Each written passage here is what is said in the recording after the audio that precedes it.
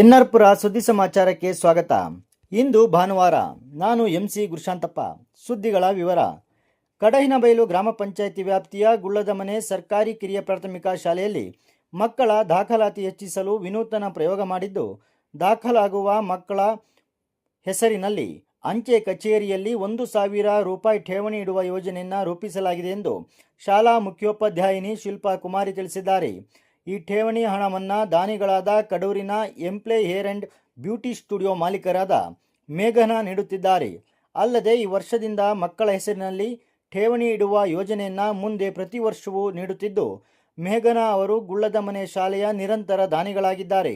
ಗ್ರಾಮಸ್ಥರು, ಮಕ್ಕಳು, ಪೋಷಕರು ಈ ಸೌಲಭ್ಯವನ್ನು ಉಪಯೋಗಿಸಿಕೊಂಡು ಗುಳ್ಳದಮನೆ ಸರ್ಕಾರಿ ಕಿರಿಯ ಪ್ರಾಥಮಿಕ ಶಾಲೆಗೆ ಮಕ್ಕಳನ್ನು ದಾಖಲಿಸಬೇಕು ಎಂದು ಅವರು ಮನವಿಯನ್ನು ಮಾಡಿದ್ದಾರೆ. ಮಕ್ಕಳ ಹೆಸರಿನಲ್ಲಿ ಠೇವಣಿ ಇಡುತ್ತಿರುವ ದಾನಿಗಳಾದ ಮೇಘನಾ ಅವರನ್ನು ಶಾಲೆಯ ಎಸ್ಡಿಎಂಸಿ ಹಾಗೂ ಹಳೆ ವಿದ್ಯಾರ್ಥಿ ಸಂಘವು ಅಭಿನಂದಿಸಿದೆ. ನರಸಿಂಹರಾಜಪುರ ಪಟ್ಟಣ ಪಂಚಾಯಿತಿ ವ್ಯಾಪ್ತಿಯಲ್ಲಿ ಆಸ್ತಿ ತೆರಿಗೆ ಪಾವತಿಗಾಗಿ ಏಪ್ರಿಲ್ 30ರ ಒಳಗೆ ತೆರಿಗೆ ಪಾವತಿ ಮಾಡಿದವರಿಗೆ ಶೇಕಡಾ 5ರಷ್ಟು ರಿಯಾಯಿತಿಯನ್ನು ನೀಡಲಾಗುತ್ತಿತ್ತು.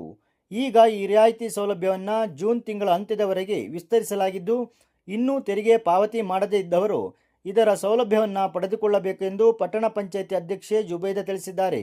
ಅವರು ಪತ್ರಿಕಾ ಹೇಳಿಕೆಯನ್ನು ನೀಡಿ ನರಸಿಂಹರಾಜಪುರ ಪಟ್ಟಣವನ್ನು ಸ್ವಚ್ಛ, ಸುಂದರ ನಗರವನ್ನಾಗಿಸುವ ನಿಟ್ಟಿನಲ್ಲಿ ಹಾಗೂ ನೈರ್ಮಲೀಕರಣ ವಾತಾವರಣ ಕಾಪಾಡುವ ದೃಷ್ಟಿಯಿಂದ ಅವಿರತವಾಗಿ ಶ್ರಮಿಸುತ್ತಿದ್ದೇವೆ. ಆದರೆ ಪಟ್ಟಣ ಪಂಚಾಯಿತಿ ವ್ಯಾಪ್ತಿಯ ರಸ್ತೆ ಬದಿಗಳಲ್ಲಿ ಅನೇಕ ಖಾಲಿ ನಿವೇಶನಗಳಲ್ಲಿ ಚರಂಡಿಗಳಲ್ಲಿ ಸಾರ್ವಜನಿಕರು ಕಸವನ್ನು ಹಾಕುತ್ತಿರುವುದು ಕಂಡುಬರುತ್ತಿದೆ. ಖಾಲಿ ನಿವೇಶನದ ಮಾಲೀಕರು ತಮ್ಮ ಖಾಲಿ ನಿವೇಶನಗಳನ್ನು ಕಾಲಕಾಲಕ್ಕೆ ಸ್ವಚ್ಛಗೊಳಿಸದೆ ಹಾಗೆ ಬಿಟ್ಟಿದ್ದಾರೆ. ಇದರಿಂದ ಖಾಲಿ ನಿವೇಶನದಲ್ಲಿ ಗಿಡ ಗಂಟೆಗಳು ಬೆಳೆದಿದೆ. ಕಸ ಕಡ್ಡಿಗಳು ಸಂಗ್ರಹವಾಗಿ ಸೊಳ್ಳೆ, ನೊಣಗಳ ಉತ್ಪತ್ತಿಯಾಗುತ್ತಿದೆ. ಸಾಂಕ್ರಾಮಿಕ ರೋಗಗಳು ಹರಡುವ ಸಾಧ್ಯತೆ ಇದೆ ಎಂದು ಅವರು ಕಳವಳ ವ್ಯಕ್ತಪಡಿಸಿದ್ದಾರೆ. ಅಲ್ಲದೆ ಇದೇ ತಿಂಗಳು ಪಟ್ಟಣದಲ್ಲಿ ಉರುಸ್ ಕಾರ್ಯಕ್ರಮ ಹಾಗೂ ಮಾರಿ ಜಾತ್ರೆ ನಡೆಯಲಿದೆ. ಪರ ಊರುಗಳಿಂದ ಸಾವಿರಾರು ಭಕ್ತರು, ಜನರು ನರಸಿಂಹರಾಜಪುರಕ್ಕೆ ಬರುತ್ತಿದ್ದಾರೆ. ಆದ್ದರಿಂದ ಪಟ್ಟಣದ ಸೌಂದರ್ಯ ಕಾಪಾಡುವುದು ಎಲ್ಲರ ಕರ್ತವ್ಯವಾಗಿದೆ.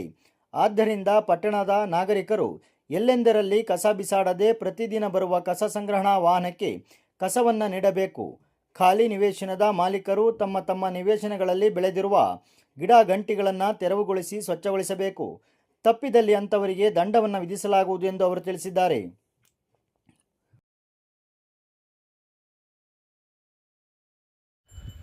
ಎಲ್ಲರಿಗೂ ನಮಸ್ಕಾರ. ಇದೇ ತಿಂಗಳು 19 ಹಾಗೂ 20, 21, 22ನೇ ತಾರೀಕಿನಂದು ನರಸಿಂಹರಾಜಪುರದ ಐತಿಹಾಸಿಕ ಉರುಸ್ ಹಾಗೂ ಕೋಟೆ ಮಾರಿಕಾಂಬಾ ಜಾತ್ರೆಯು ಅದ್ಧೂರಿಯಾಗಿ ನಡೀತಾ ಇದೆ. ಈ ಒಂದು ಕಾರ್ಯಕ್ರಮಕ್ಕೆ ಪರ ಊರುಗಳಿಂದ ಸಾವಿರಾರು ಸಂಖ್ಯೆಯಲ್ಲಿ ಸಾರ್ವಜನಿಕರು, ಭಕ್ತಾದಿಗಳು ಆಗಮಿಸ್ತಾ ಇದ್ದಾರೆ.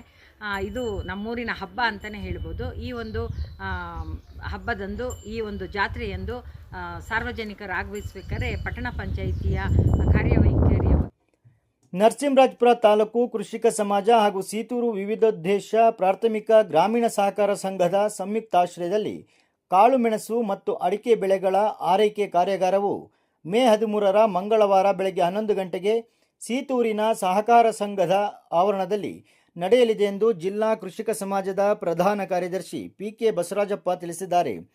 ತಾಲೂಕು ಕೃಷಿಕ ಸಮಾಜದ ಅಧ್ಯಕ್ಷ ಬಿಕೆ ನಾರಾಯಣಸ್ವಾಮಿ ಕಾರ್ಯಕ್ರಮವನ್ನು ಉದ್ಘಾಟಿಸಲಿದ್ದು, ಸೀತೂರು ಸಹಕಾರ ಸಂಘದ ಅಧ್ಯಕ್ಷ ಬಿಪಿ ಮೋಹನ್ ಅಧ್ಯಕ್ಷತೆಯನ್ನು ವಹಿಸಲಿದ್ದಾರೆ.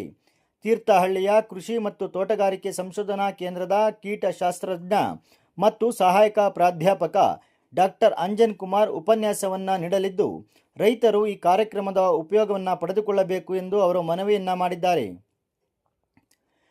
ನರಸಿಂಹರಾಜಪುರ ತಾಲೂಕಿನ ಕುದುರೆಗುಂಡಿಯ ಗಾಯತ್ರಿ ವಿಪ್ರ ಮಹಿಳಾ ಬಳಗ ಹಾಗೂ ಯಡಿಗೆರೆ ಸೌಹಾರ್ದ ಕೋಆಪರೇಟಿವ್ನ ಸಂಯುಕ್ತಾಶ್ರಯದಲ್ಲಿ ಶಿವಮೊಗ್ಗ ಶಂಕರ ಕಣ್ಣಿನ ಆಸ್ಪತ್ರೆ, ಶಿವಮೊಗ್ಗ ರೋಟರಿ ಕ್ಲಬ್ನ ಸಹಕಾರದೊಂದಿಗೆ ಮೇ 20ರ ಮಂಗಳವಾರ ಕೊಪ್ಪದ ಎಸ್ಕಾನ್ ವಾಣಿಜ್ಯ ಸಂಕೀರ್ಣದ ಸಭಾಂಗಣದಲ್ಲಿ ಬೆಳಗ್ಗೆ 10ರಿಂದ ಸಂಜೆ 5 ಗಂಟೆಯವರೆಗೆ ಉಚಿತ ಕಣ್ಣಿನ ತಪಾಸಣೆ ಹಾಗೂ ಬೆಳಗ್ಗೆ 10ರಿಂದ ಮಧ್ಯಾಹ್ನ 2 ಗಂಟೆಯವರೆಗೆ ರಕ್ತದಾನ ಶಿಬಿರ ಹಮ್ಮಿಕೊಳ್ಳಲಾಗಿದ್ದು, ಸಾರ್ವಜನಿಕರು ಇದರ ಉಪಯೋಗವನ್ನು ಪಡೆದುಕೊಳ್ಳಬೇಕು ಎಂದು ಕುದುರೆಗುಂಡಿ ಗಾಯತ್ರಿ ವಿಪ್ರ ಮಹಿಳಾ ಬಳಗದ ಅಧ್ಯಕ್ಷೆ ಮಮತಾ ಪ್ರಭಾಕರ್ ತಿಳಿಸಿದ್ದಾರೆ.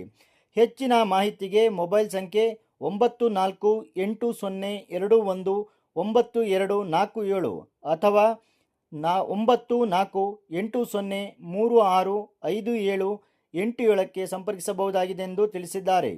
ವಂದನೆಗಳು.